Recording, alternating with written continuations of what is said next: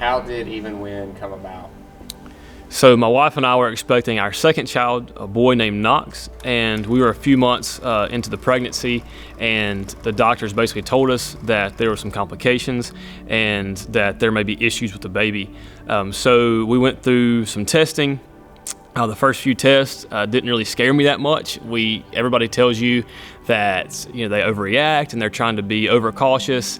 So I kind of felt a little bit invincible, I think too, just like most people, that this stuff doesn't happen to me and everything will be fine. But it was the third or fourth visit that the doctors came in and basically told us nothing has changed. Here's the scenarios that could play out. The baby could be stillborn. There could be all these issues. There's 5 or 6 different ways this could go, and none of them good. So for the first time, it really hit me that this child could either not make it or that it could have a lot of issues. And I never really thought that through before as an option. So my wife and I, we went away for a couple of days to try to kind of process. Obviously, we were emotional, trying to deal with this and this news. So I started writing a song. I had a couple lyrics and a kind of a melody beforehand, but I started writing this idea that even when my heart is breaking, the chorus lyrics, even when I don't know what to do, you're still God kind of idea. And I didn't know if I believed that yet, like how would I handle that? But I started writing that, and I wanted to declare that no matter what happens, I'm going to still try to worship through this, because I didn't really know what that would look like for my faith, what that would look like for my worship, what that would look like for our life. But we found power in saying, God, we're still going to worship you, and we're still going to praise you because you're still God and you're still good.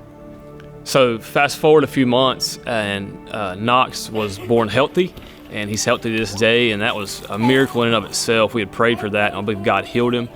So at that time, I kind of shelved the song for a little while.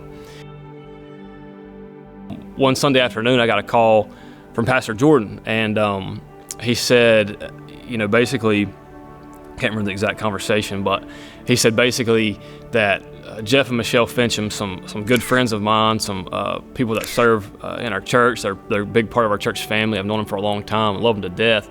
That their son, Garrett, I believe he was 23 years old, he's on life support. And obviously that was heartbreaking. And that Monday, we went to the hospital, and as they were basically going to have to take him off life support.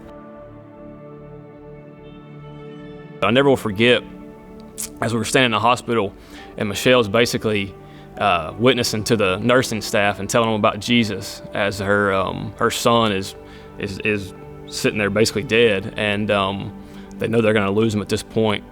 And she's telling them about Jesus. And I never will forget her saying, like, God's still God. And that hit me in a way maybe nothing else ever had like that. And I even thought to myself, like, how can she say that right now? How can she be talking about her faith? How can she be sharing her faith? How can she be doing that?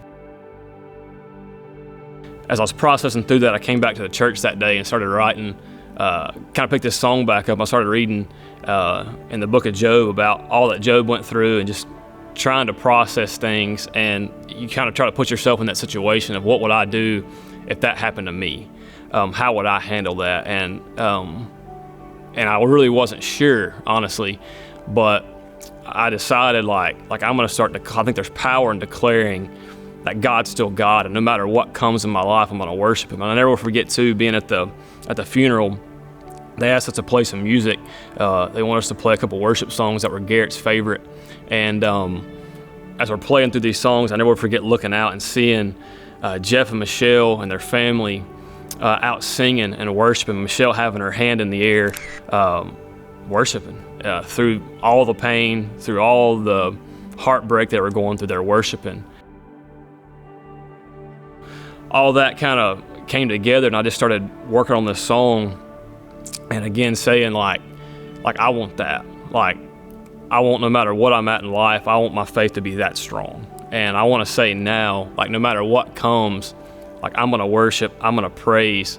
And we kept working on this song, and Caleb, a guy on our writing team, helped me finish through the bridge, and we worked through that. And like, again, the heart of it was just, if I'm in this situation, no matter what it is, as the bridge says, before the victory, like I'm going to praise him. And I started realizing that it's really easy for me because my life to this point was kind of easy and things have been going well. It's easy for me to sing and to worship and to serve the Lord and to be somewhat faithful in that because things are good. But what would I do if things are bad? And I want to say and declare that before I see victory, that I'm going to worship him. Before God doesn't owe me a thing. Like if he doesn't do one more thing for me, he's still worthy of worship because of who he is. So with this song, our heart is, no matter what you're going through, no matter what I'm going through, no matter what circumstances look like, good, bad, ugly, that we'll still say, God, no matter what comes, I'm going to worship you. I don't know what tomorrow's going to look like, but I know you're still God, and I know you're still worthy of worship no matter what season of life I'm in right now. And I believe it's not if, but when we walk through negative situations in life and bad seasons. And I believe there's power in before those seasons saying, God, I'm going to worship you. You're worthy of worship no matter what my life looks like. My worship's not based on my feelings or my circumstances or what's going on around me, but it's based on your worth and who you are. And I'm going to praise you.